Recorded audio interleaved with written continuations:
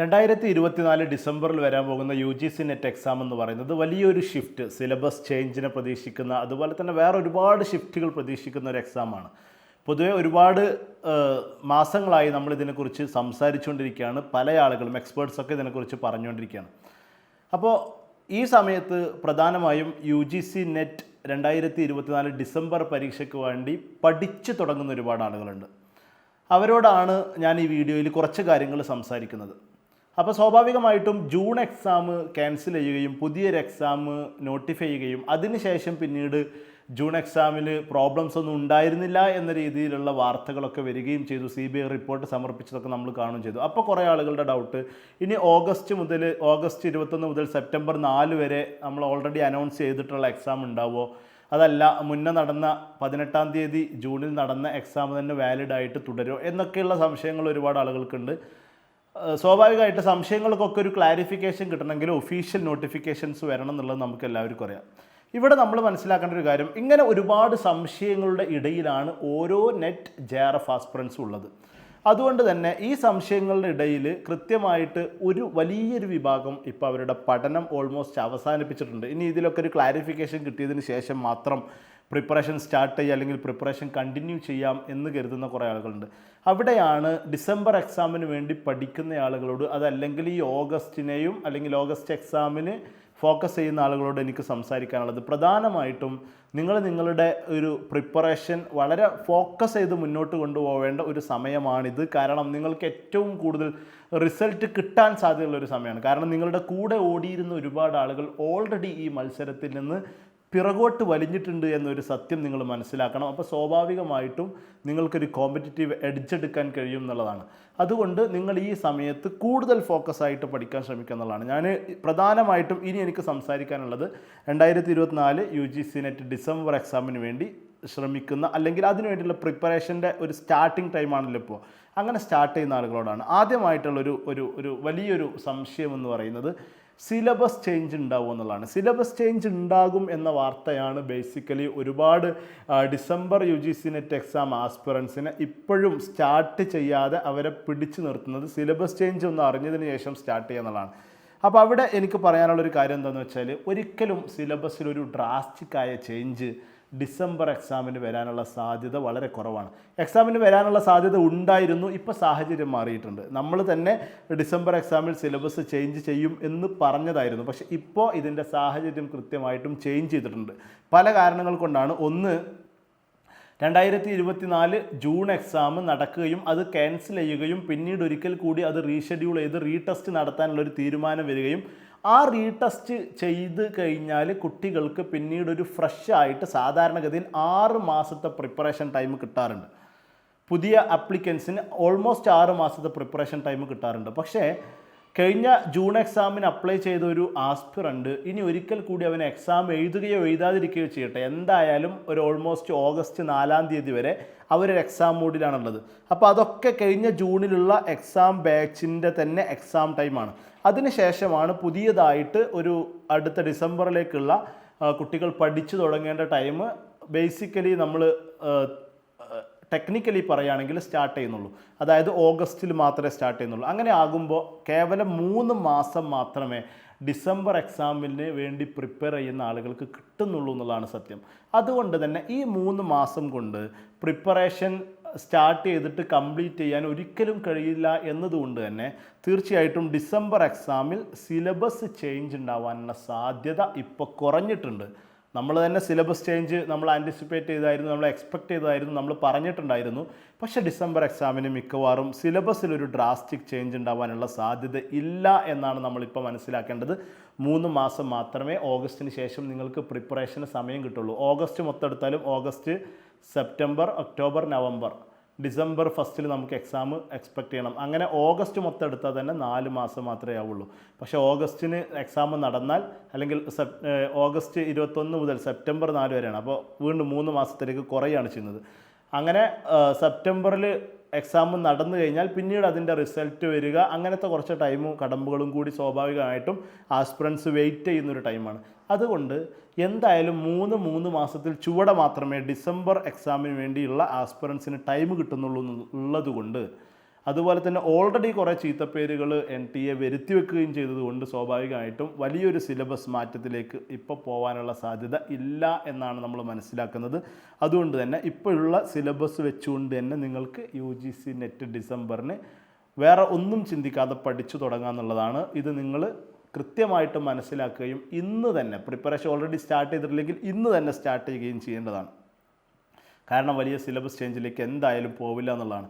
ഇനി വളരെ അപൂർവമായി ഒരു പക്ഷേ നമ്മളൊരു മാറ്റം പ്രതീക്ഷിക്കുന്നത് സിലബസിനപ്പുറത്ത് എക്സാമിലുള്ള പാറ്റേണിലുള്ള ഒരു ചേഞ്ച് നമ്മൾ പ്രതീക്ഷിക്കുന്നുണ്ട്. ഓൾറെഡി നമ്മൾ ജൂൺ എക്സാമിൽ തന്നെ കണ്ടതാണ്. മുമ്പൊക്കെ ജനറൽ പേപ്പറിൽ ക്വസ്റ്റ്യൻ വന്നിരുന്ന പല ഭാഗങ്ങളിൽ നിന്നും ക്വസ്റ്റ്യൻ പൂർണ്ണമായിട്ടും മാറ്റി ഇതൊരു ഷിഫ്റ്റിലേക്കുള്ള ഒരു പുതിയൊരു ട്രെൻഡ് ക്രിയേറ്റ് ചെയ്തുകൊണ്ടിരിക്കുന്ന ഒരു സമയമാണ്. അപ്പോൾ സ്വാഭാവികമായിട്ട് അതുമായി ബന്ധപ്പെട്ട കുറച്ച് കാര്യങ്ങളും കൂടി ഞാൻ പറയാം. ഒന്നാമത്തെ കാര്യം എന്ന് പറയുന്നത് പുതിയ കാലഘട്ടത്തിന് ആവശ്യമായിട്ട് സ്റ്റുഡൻസിൽ ഉണ്ടാവേണ്ട അല്ലെങ്കിൽ നമ്മളുടെ പുതിയ റിസർച്ചേഴ്സിൽ ഉണ്ടാവേണ്ട ചില ക്വാളിറ്റികൾ അല്ലെങ്കിൽ അവർക്കുണ്ടാവേണ്ട ചില സ്കില്ലുകളെ ബേസ് ചെയ്തുകൊണ്ടുള്ള ക്വസ്റ്റ്യൻ പാറ്റേണിലേക്ക് അവരെ പഠിപ്പിക്കേണ്ട അധ്യാപകർ അത്തരത്തിലൊരു സ്കില്ല് അക്വയർ ചെയ്യൽ നിർബന്ധമാണ് എന്നതുകൊണ്ട് ആ ഒരു തരത്തിലേക്ക് ക്വസ്റ്റ്യൻസ് മാറാനുള്ള സാധ്യതയുണ്ട്. ഇപ്പോൾ ഞാനൊരു ഉദാഹരണം പറയുകയാണെങ്കിൽ ഇപ്പോൾ ICTയുടെ ഒക്കെ കേസ് നമുക്കെടുക്കാം. ICTയുടെ കേസൊക്കെ നമുക്കെടുക്കുമ്പോൾ അതിലേക്കൊക്കെ AI അല്ലെങ്കിൽ AI റിലേറ്റഡ് ആയ റോബോട്ടിക്സ് റിലേറ്റഡ് ആയ അതുപോലെ തന്നെ ഡാറ്റാ സയൻസ് റിലേറ്റഡ് ആയ വളരെ ബേസിക് ആയിട്ടുള്ള ക്വസ്റ്റ്യൻസുകൾ 1-2 ഒക്കെ ഇങ്ങനെ വരാനുള്ള സാധ്യത, അങ്ങനെ നമ്മളെ പരിചയപ്പെടുത്തിയിട്ട് പുതിയ സിലബസിൽ അത്തരം ഭാഗങ്ങളെ കൂടി അപ്ഡേറ്റ് ചെയ്തുകൊണ്ട് ശേഷം ഡിസംബർ എക്സാമിന് ശേഷം വരാനുള്ള ഒരു സാധ്യത നമ്മൾ കാണണം. പിന്നീട് അതുപോലെ തന്നെ പൊതുവേ നമുക്കറിയാം പ്രോബ്ലം സോൾവ് ചെയ്യുക, അതേപോലെ തന്നെ കൂടുതൽ കാര്യങ്ങൾ അല്ലെങ്കിൽ കുട്ടികളെയൊക്കെ നമുക്ക് കൂടുതൽ മനസ്സിലാവണം. അതുകൊണ്ട് തന്നെ നമ്മളെ കോംപ്രഹെൻഷൻ സ്കില്ല് ചെക്ക് ചെയ്യുന്ന അതുപോലെ തന്നെ ക്രിറ്റിക്കൽ തിങ്കിങ്ങിന് ഇമ്പോർട്ടൻസ് കൊടുക്കുന്ന ക്വസ്റ്റ്യൻസ് ഒക്കെ കൂടുതൽ വരാനുള്ള സാധ്യതയും നമ്മൾ കാണുന്നുണ്ട്. അല്ലെങ്കിൽ അത്തരത്തിൽ ക്വസ്റ്റ്യനെ റീസ്ട്രക്ചർ ചെയ്യാൻ അല്ലെങ്കിൽ എക്സാം പാറ്റേണിനെ റീസ്ട്രക്ചർ ചെയ്യാനുള്ള സാധ്യതയുണ്ട്. അപ്പോൾ അതിന് നമുക്ക് എന്ത് ചെയ്യണമെന്ന് ചോദിച്ചാൽ നമ്മൾ കൂടുതൽ അത്തരത്തിലുള്ള ക്വസ്റ്റ്യൻസ് അതല്ലെങ്കിൽ നമ്മൾ ഈ റീഡിങ് കോംപ്രഹെൻഷനൊക്കെ പോലെയുള്ള ക്വസ്റ്റ്യൻസ് കൂടുതലായിട്ട് നമ്മൾ ഫോക്കസ് ചെയ്തുകൊണ്ട് അല്ലെങ്കിൽ അതിനെ കൂടുതലായിട്ട് വർക്കൗട്ട് ചെയ്യാനുള്ള ഒരു ശ്രമം നമ്മുടെ ഭാഗത്തു നിന്ന് ഉണ്ടാവുക എന്നത് ഇമ്പോർട്ടൻ്റ് ആണ്. പിന്നെ ഞാൻ നിർബന്ധമായിട്ടും എന്തായാലും വരാൻ പോകുന്ന ഒരു മാറ്റമായിട്ട് ഞാൻ പ്രഡിക്റ്റ് ചെയ്യുന്നത് അല്ലെങ്കിൽ ഞാൻ എക്സ്പെക്റ്റ് ചെയ്യുന്നതെന്ന് പറഞ്ഞാൽ ഡിജിറ്റൽ ലിറ്ററസിക്ക് കൂടുതൽ ഇമ്പോർട്ടൻസ് കൊടുക്കുന്ന ഒരു ചേഞ്ച് നമ്മുടെ എക്സാം പാറ്റേണിൽ വരാൻ സാധ്യതയുണ്ട്. എന്ന് പറഞ്ഞാൽ പുതിയ കാലഘട്ടത്തോട് സംവദിക്കുന്ന ടീച്ചേഴ്സിനെയാണ് ക്രിയേറ്റ് ചെയ്യുന്നത്. സ്വാഭാവികമായിട്ടും എഡ്യൂക്കേഷൻ പോളിസിയുടെ ഭാഗമായിട്ട് സ്റ്റുഡൻസിൽ ഉണ്ടാകുന്ന മാറ്റത്തിനനുസരിച്ച് മാറുന്ന ഒരു അധ്യാപക വൃന്ദത്തെയാണ് ക്രിയേറ്റ് ചെയ്യേണ്ടത്.